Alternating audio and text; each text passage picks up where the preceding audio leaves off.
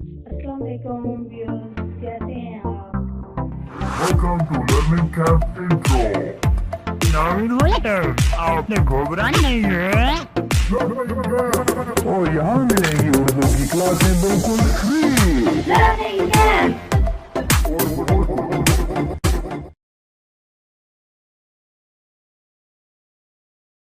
अस्सलाम वालेकुम स्टूडेंट, कैसे हैं आप लोग। आज मैं आपके लिए न्यू नज़म लेके आई हूँ आपकी सब्जेक्ट की, जिसका नाम है मैदान करबला में गर्मी की शिद्दत।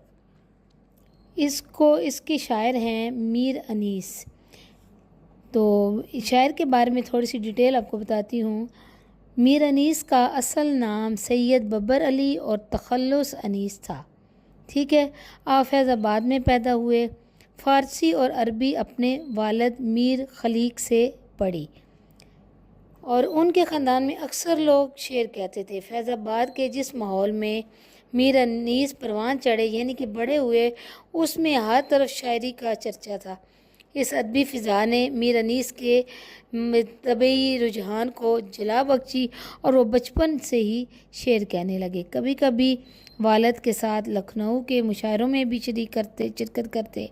इसके बाद लखनऊ आ गए। अब हम पढ़ते हैं मैदान करबला में गर्मी की शिद्दत। इसमें भी आपको पता है करबला का वाक़या तो आपने सुना होगा कि हज़रत मोहम्मद हुसैन के बारे में कि मैदान करबला में उसकी गर्मी में उनके जो प्यास से बुरा हाल हुआ, उनके साथ जो वाक़यात हुए, उसके बारे में ये शायर जो है थोड़ा सा मैदान करबला के बारे में आपको बता रहे हैं कि मैदान करबला में कैसा माहौल था और उसकी गर्मी की शिद्दत कितनी ज़्यादा थी और उनके साथ क्या हुआ। तो ये हम अब इसमें पढ़ते हैं। इसका पहला शेर पढ़ते हैं। नज़म का पहला बंद है। गर्मी का रोज़े जंग की क्यों करूं बयां, डर है कि मिस्ल शम्मा न जलने लगे ज़बां, वो लो के अलहज़र वो हरारत के अलअमा, रन की ज़मीं तो सुर्ख थी और जर्द आसमान, आबे खनक को खल्क तरसती थी खाक पर, गोया हवा से आग बरसती थी खाक पर। ठीक है, सबसे पहले तो मैं आपको इनके मुश्किल वर्ड्स के मीनिंग बता दूं, क्योंकि जब तक आपको मीनिंग नहीं पता होंगे आप तशरीह नहीं कर सकते। मिस्ले शम्मा, इसका मतलब है शम्मा की तरह, जो शम्मा जैसे जल रही होती है उसकी तरह। अलहज़र, इसका मतलब है खुदा की पनाह। ये आप नोट कर लिया करें, जो वर्ड्स मीनिंग हो अपनी नोटबुक पे लिख लिया करें, ताकि जब आप तशरीह करने लगें तो आपके सामने जब ये वर्ड्स मीनिंग होंगे तो आपके लिए आसानी होगी समझने के लिए। ठीक है, तो आगे है अल अमान। अल अमान का मतलब है खुदा की पनाह। और हरारत गर्मी, रन बड़ी जंग यानी कि मैदान जंग। आबे खनक, इसका मतलब है ठंडा पानी। आप तो पता है ना आपको, पानी को कहते हैं, और खनक ठंडा। खलक मखलूक की जमा है यानी कि लोग। ठीक है, अब इसमें जो शायर बता रहे हैं वो इसका जो मफहूम है वो कहते हैं कि जंग के दिन की गर्मी का वो हाल बयान करते हुए कहते हैं कि मुझे डर है कि कहीं मेरी ज़बान शम्मा की तरह जलने ना लग जाए, कि अगर मैं उसके बारे में बयान करूं तो वो अपने दिल की शिद्दत को बयान करते हैं कि मैं अगर मैं कहते हुए भी मेरी ज़बान भी जलती है, कि वहाँ पे इतनी गर्मी थी, इतनी तेज़ गर्म हवा के जो है ना, अल्लाह ताला माफ़ करे, कि बहुत सख्त जो गर्मी थी वहाँ पे। मैदान जंग गर्मी से सुर्ख हो गया था, आसमान का रंग जर्द था, ज़मीन पर लोग ठंडे पानी को तरस रहे थे, गोया कि हर तरफ जैसे आग बरस रही, इतनी सख्त शदीद गर्मी थी, और पानी के एक एक बूंद को तरस रहे थे वो लोग। ठीक है, अब इसकी तशरीह है। सबसे पहले, गर्मी का रोज़े जंग की क्यों करूं बयां, डर है कि मिस्ल शम्मा न जलने लगे ज़बां। شاعر میدان کربلا میں گرمی کی شدت کو بیان کرتے ہوئے کہتے ہیں، ایک تو یہ ملک عرب کا ریگستان تھا۔ عرب ملک آپ کو پتہ ہے کہ مشہور ہے کہ وہ ریگستان، وہاں پہ صحرا زیادہ ہوتے ہیں اور ریت ہی ریت ہوتی ہے اور وہاں پہ بہت زیادہ گرمی ہوتی ہے، جو کہ بتانا اس کو ضروری نہیں ہے کیونکہ ہر بندہ جانتا ہے کہ عرب ممالک گرم علاقوں میں ہیں۔ اور پھر یہ جنگ کا دن تھا، ظاہر ہے جنگ کی وجہ سے گرمی کی شدت اور زیادہ بڑھ جاتی ہے، اس لیے وہ کہتے ہیں کہ میں گرمی کی اس شدت کو بیان نہیں کر سکتا کہ کتنی سخت گرمی تھی، میرے پاس الفاظ نہیں ہیں کہ میں اس گرمی کی اس شدت کو بیان کر سکوں۔ بس یہ سمجھ لیں کہ ایک کریلا اور دوسرا نیم چڑھا، یعنی کہ ایک تو گرمی تھی اور اوپر سے جو ہے پریشانی بھی تھی۔ وہ کہتا ہے گرمی کا روز جنگ کی کیوں کروں بیان، ڈر ہے کہ مثل شمع نہ جلنے لگے زبان، کہ وہ میں اس بات سے ڈرتا ہوں کہ میری زبان گرمی کی شدت اور کیفیت بیان کرتے ہوئے شمع کی مانند جلنے نہ لگے۔ وہ کہتے ہیں مجھے یہ ڈر ہے کہ کہیں پہ میں بیان کروں جب بتاؤں گرمی کی شدت، ایسے نہ ہو گرمی کی شدت سے بتاتے ہوئے میری زبان جو ہے وہ نہ جلنا، مجھے ایسے محسوس نہ ہو کہ میری زبان جل رہی ہے۔ میدان جنگ میں اس قدر لو چل رہی تھی کہ انسان بے اختیار خدا کی پناہ مانگتا ہے۔ میدان جنگ کی زمین گرمی کی شدت سے تپ کر تانبے کی طرح سرخ ہو چکی تھی، ٹھیک ہے۔ وہ لوگ کہ خضر و حرارت کی ماں، رن کی زمین تو سرخ تھی اور زرد آسمان۔ وہ کہتے ہیں کہ آسمان میں وہ جو گرمی کی شدت سے تپ کر تانبے کی طرح سرخ ہو چکی تھی اور گرمی کی اس قدر شدید تھی گرمی کہ آسمان بھی اس کی شدت سے محفوظ نہیں تھا، بلکہ وہ بھی زرد پیلا دکھائی دے رہا تھا۔ زمین پر اللہ تعالیٰ کی مخلوق جو ہے وہ گرمی کی شدت سے تڑپ رہی تھی۔ آب خنک کو خلق ترستی تھی خاک پر، گویا ہوا سے آگ برستی تھی خاک پر۔ وہ کہتے ہیں زمین پر اللہ تعالیٰ کی مخلوق اور لوگ ٹھنڈے پانی کو ترس رہے تھے، انہیں گرمی کی شدت میں اپنی پیاس بجھانے کے لیے ٹھنڈا پانی نہیں ملتا تھا، جس سے وہ بہت بے تاب اور بے حال ہو رہے تھے۔ گرمی کی شدت اتنی زیادہ تھی کہ ایسا محسوس ہوتا تھا جیسے ہوا سے زمین پر آگ برس رہی ہو، اتنی گرمی کی شدت تیز تھی۔ شاعر اس میں یہ گرمی کی شدت اور میدان کربلا میں وہاں پہ اس کا ماحول کیسا تھا وہ سارا بیان کرتے ہوئے آپ کو بتاتے ہیں کہ وہاں پہ کیا گرمی سے حشر ہو رہا تھا، ٹھیک ہے۔ امید ہے آپ کو اس بند کی سمجھ آ گئی ہوگی۔ دوسرا بند ہے اس شعر کے نظم کا، وہ لو وہ آفتاب کی حدت، وہ تاب و تب، کالا تھا رنگ دھوپ سے دن کا مثال شب، خود نہر الکما کے بھی سوکھے ہوئے تھے لب، خیمے جو تھے حبابوں کے تپتے تھے سب کے سب، اڑتی تھی خاک خشک تھا چشمہ حیات کا، کھولا ہوا تھا دھوپ سے پانی فرات کا۔ اس میں لو کہتے ہیں تیز گرم ہوا کو، ٹھیک ہے، آفتاب، سورج، حدت، تپش، تاب و تب، چمک دمک، ٹھیک ہے، مثال شب، رات کی مانند، لب، ہونٹ، حباب کا مطلب ہے بلبلا، حیات زندگی کو کہتے ہیں، اور کھولا ہوا یعنی کہ ابلا ہوا پانی۔ اس کا مفہوم شاعر بیان کرتے ہیں کہ میدان کربلا میں تیز لو چل رہی تھی، سورج تپا ہوا تھا اور اس تپش کی وجہ سے دھوپ کا رنگ رات کی طرح سیاہ ہو چکا تھا۔ یہ دھوپ بھی جو ہے نا وہ رات کی طرح سیاہ لگ رہی تھی کہ اتنی تیز تپش تھی، اتنی گرمی تھی۔ نہر جو تھی وہاں پہ الکما، نہر الکما کے بھی جیسے ہونٹ خشک ہو گئے تھے اور پانی کے بلبلے جو خیموں کی ماند لگ رہے تھے، وہ جو خیموں کی طرح چھوٹے چھوٹے تھے بلبلے جو تھے، وہ بھی جو پانی پہ جو بلبلے ابھر رہے تھے وہ بھی اتنے دھوپ کی وجہ سے گرمی کی وجہ سے تپ رہے تھے۔ ہر طرف خاک اڑ رہی تھی، ہر طرف جو ہے نا وہ ڈسٹ تھی، خاک اڑ رہی تھی، زندگی ایسے لگتا تھا کہ بس اب جو ہے نا تنگ ہو گئی ہے، اور دھوپ کی وجہ سے دریائے فرات کا پانی بھی سخت ابلا ہوا محسوس ہوتا تھا، بلکہ ابلا ہوا تھا، ٹھیک ہے۔ اس شعر میں شاعر کہتے ہیں اچھا، تو اب اس کی تشریح ہے جی۔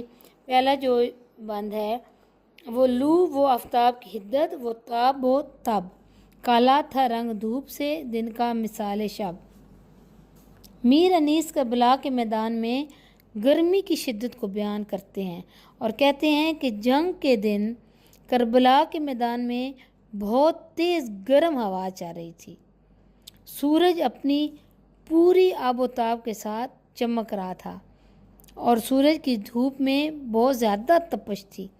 اس طرح دیر تک آگ جیسے اتنی مطلب تیز دھوپ تھی، اتنی شدت تھی گرمی کی کہ وہ کہتے ہیں اگر کوئی چیز بھی وہاں پہ پکائی جاتی یا رکھی جاتی تو وہ بھی جل کر سیاہ ہو جاتی۔ اس طرح تیز دھوپ کی وجہ سے اتنے دن پر بھی رات کی طرح گمان ہوتا تھا کہ جیسے جل گئی ہے کوئی بھی چیز، ہر چیز پہ جیسے ایسے لگتا جلتی جا رہی ہے دھوپ کی وجہ سے، تیز تپش کی وجہ سے، جیسے آگ لگی ہوئی ہے اور ہر چیز جل رہی ہے اور کالی محسوس ہو رہی ہے، تو اس کو وہ رات کا گمان کہتے ہیں کہ ایسے محسوس ہوتا تھا کہ جیسے رات ہو گئی ہو، دھوپ کا رنگ شدت تپش سے کالا پڑ گیا تھا، ٹھیک ہے۔ اور آگے ہے خود نہر الکما کے بھی سوکھے ہوئے تھے لب، خیمے جو تھے حبابوں کے تپتے تھے سب کے سب۔ وہ کہتے ہیں اس وقت ایسا محسوس ہوتا تھا جیسے خود الکما نہر کو بھی پیاس لگی ہوئی ہے، اس نہر میں بننے والے بلبلے سب کے سب تپے ہوئے تھے۔ بھئی اتنی گرمی تھی، ایسے لگتا تھا کہ جیسے نہر بھی خشک ہو رہی ہے اور اس میں جو پانی کے بلبلے بن رہے ہیں اس میں بھی تپش محسوس ہو رہی ہے، گرمی کی شدت تیز محسوس ہو رہی ہے۔ اور ہے اڑتی تھی خاک، خشک تھا چشمہ حیات کا، کھولا ہوا تھا دھوپ سے پانی فرات کا۔ وہ کہتے ہیں کہ ہر طرف خاک اڑ رہی تھی، ہر طرف مٹی دھول تھی اور ایسے زندگی بے جان سی محسوس ہو رہی تھی کہ جیسے زندگی کے اب جو ہے نا ختم ہو چکی ہو، زندگی کا جو ہے وہ سکون سب برباد ہو چکا تھا۔ گرمی کی شدت سے زندگی مایوس ہو گئی تھی، اس گرمی کی شدت سے دریائے فرات کا پانی بھی ایسے لگتا تھا کہ ابلا ہوا ہے، جیسے ابلا ہوا محسوس ہو رہا تھا کہ دریائے فرات میں بھی جیسے آگ لگی ہوئی ہے، اس کا پانی ابل کے باہر آ رہا ہے، یعنی کہ اتنی تیز گرمی وہاں پہ محسوس ہو رہی تھی۔ شاعر اس میں وہاں پہ گرمی کی شدت آپ کو بتا رہے ہیں، امید ہے آپ کو سمجھ آ گئی ہوگی۔ بند نمبر 3، جھیلوں سے چار پائے نہ اٹھتے تھے تا بشام، مسکن میں مچھلیوں کے سمندر کا تھا مقام، آہو جو کاہلے تھے تو چیتے سیاہ فام، پتھر پگھل کے رہ گئے تھے مثل موم خام، سرخی اڑی تھی پھولوں سے سبزی گیا سے، پانی کنویں میں اترا تھا سائے کی چاہ سے۔ اس میں چار پائے کہتے ہیں چار پیروں والے جانور، جیسے کہ بکری، بھینس، گائے وغیرہ جو ہے مویشی، ان کو کہتے ہیں چار پائے، ٹھیک ہے۔ اس کے بعد یہ مسکن کہتے ہیں رہنے کی جگہ کو، اور آہو ہرن کو کہتے ہیں، آہو کا مطلب ہے ہرن، کاہلے یعنی کہ سست لوگ، سیاہ فام کالی رنگت والے، مثل کا مطلب مثال کسی چیز کی مانند، خام کچا، گھاس پھوس، چاہت، گیا کا مطلب گھاس پھوس، چاہت، ٹھیک ہے۔ اس بند کا مفہوم ہے چارپائے جو تھے، جو مویشی تھے، شام تک جھیلوں سے اٹھتے نہیں تھے، مچھلیوں کے مسکن جو کہ سمندر ہے، رہنے کی جگہ ہے، مچھلیاں بھی اس میں نیچے چلی جاتی تھیں۔ ہرن سست ہو گئے تھے، چیتے گرمی کی وجہ سے سیاہ رنگ لگ رہے تھے۔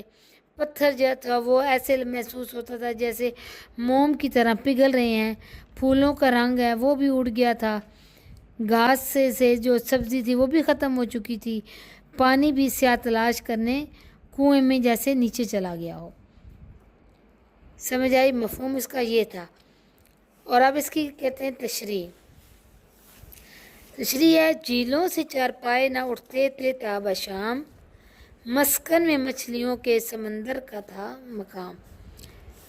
چارپائے جو اچھا اس میں شاعر کہتے ہیں کربلا کے میدان میں گرمی کی شدت بہت زیادہ تھی۔ اس کو بیان کرتے ہوئے شاعر کہتا ہے جو جانور تھے گرمی کی شدت سے بے حال ہو چکے تھے۔ جو جانور پانی میں رہتے تھے وہ پانی سے باہر نہیں نکلتے تھے، شام تک پانی میں ہی رہتے تھے، اور شام کو جب سورج کی حرارت کم ہوتی تو باہر آنے کی کوشش کرتے، لیکن گرمی کی وجہ سے واپس چلے جاتے، باہر نہ نکلتے۔ مچھلیاں جو سمندر میں رہتی تھیں وہ بھی پانی کی وہ سمندر کی تہہ میں، جیسے کہ وہ گرمی سے بچنے کے لیے سمندر کی تہہ میں چلی گئی تھی۔ جو سطح کا پانی جو ہے اوپر جو پانی تھا سمندر کا وہ آگ کی طرح کھولا ہوا تھا۔ مچھلیاں سمندر کی تہہ میں چلی گئیں گرمی کی شدت سے بچنے کے لیے، اور اس گرمی نے کسی کو بھی نہ چھوڑا۔ ہر وقت جو ہے وہ جانور جو تھے ادھر ادھر وہ تڑپ رہے تھے، پھر رہے تھے۔ ہرن سست ہو گئے، نڈھال ہو گئے، اور اسے ایک قدم بھی نہیں اٹھایا جا رہا تھا۔ اور جو چیتے کا رنگ تھا وہ آہو جو کاہلے تھے تو چیتے سیاہ فام، پتھر پگھل کے رہ گئے تھے مثل موم خام۔ وہ کہتے ہیں کہ جو ہرن تھے جو ہر وقت دبکتے پھرتے تھے، دوڑتے پھرتے تھے ہر طرف، وہ بھی گرمی کی شدت کی وجہ سے سست اور نڈھال ہو گئے تھے۔ ان کے قدم بھی گرمی کی وجہ سے آگے نہیں اٹھتے تھے، گرمی نے ان کا برا حال کر دیا تھا۔ اور جو چیتے تھے، چیتے بھی اس گرمی سے متاثر ہوئے بغیر نہ رہ سکے، ان کا رنگ سیاہ پڑ گیا، وہ بھی نیم جان ہو گئے تھے، وہ بھی ایسے لگتا تھا کہ جیسے بس سب مر جائیں گے۔ دھوپ کی تیزی کی وجہ سے ان کا رنگ اور روپ ختم ہو گیا تھا، کالا پڑ گیا تھا۔ اتنی شدید گرمی تھی کہ پتھر کچی موم کی طرح پگھل رہے تھے۔ یہاں پہ شاعر کیا کرتے ہیں کہ شاعر کہ کیونکہ پتھر موم کی طرح تو نہیں پگھلتے، لیکن پتھر بہت زیادہ جو ہے اتنی وہ کہتے ہیں کہ گرم ہو چکے تھے، اتنی گرمی کی وجہ سے، تپش کی وجہ سے اتنے تیز گرم تھے کہ ایسے لگتا تھا کہ وہ موم کی طرح پتھر بھی پگھل رہے ہیں۔ اس کو اس کے ساتھ یہ ملا رہے ہیں کہ بے گرمی کی شدت کی تپش کی وجہ سے پتھر بھی لگتا تھا کہ موم کی طرح پگھل رہے ہیں۔ اصل میں وہ یہ بتا رہے تھے کہ وہاں پہ بہت زیادہ گرمی تھی، ٹھیک ہے۔ اور اس کے بعد ہے سرخی اڑی تھی پھولوں سے، سبزی گیا سے، پانی کنووں میں اترا تھا سائے کی چاہ سے۔ وہ بہار کے موسم میں سرخ سرخ پھول اپنی خوشنمائی سے باغ کو رونق بخشتے ہیں۔ ہر طرف رنگ برنگے پھول بہت پیارے لگ رہے ہوتے ہیں، تو وہ کہتے ہیں اس گرمی کی وجہ سے پھول بھی جو تھے مرجھا گئے تھے، ان کا رنگ اڑ گیا تھا۔ سورج کی تپش نے پھولوں کی چمک کو بھی مان کر دیا تھا۔ گھاس پھوس بھی سوکھ کر پیلی ہو چکی تھی، ان کی رنگت وہ خراب ہو چکے تھے۔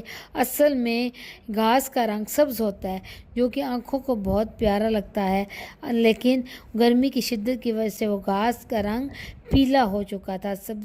سبزی جو تھی وہ جو لگی ہوئی تھی وہ بھی پیلی پڑ گئی تھی۔